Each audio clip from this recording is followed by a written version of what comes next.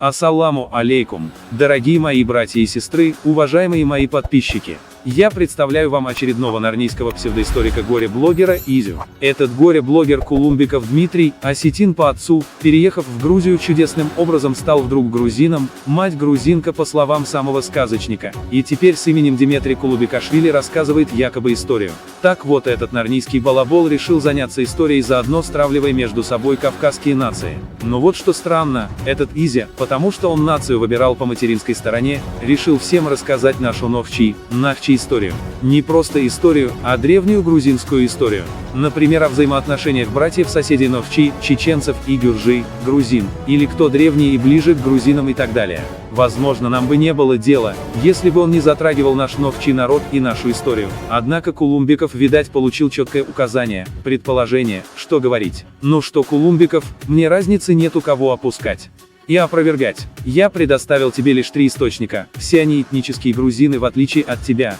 И они все же видели самоназвание Нахчи, Нохчи в источниках 13 века. В отличие от тебя, они умеют читать древнюю грузинскую вязь и имеют ученую степень. Как я понял, тебе некогда была учиться. Воевал, наверное, в то время в Осетии, например, и так далее. Гипотеза. Так что, когда будешь отрабатывать бабло на Арни ЦФ, посмотри, что за дерьмо тебе подложили, хотя еще одна ложь разоблачена. Пивес, Дмитрий Кулумбиков, не позорь себя, занимайся историей своей, осетинской. Мы Нохчи, чеченцы и гуриш, грузины, разберемся без твоих соплей и сказок.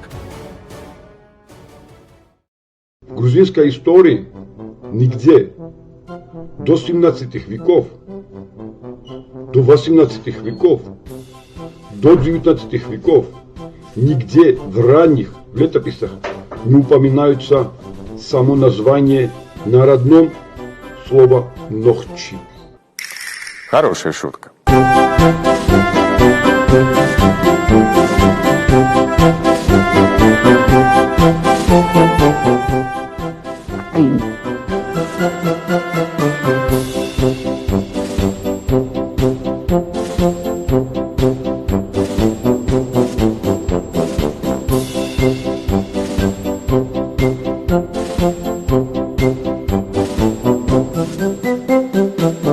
Вот какой непонятный момент. Меняйся или сдохни.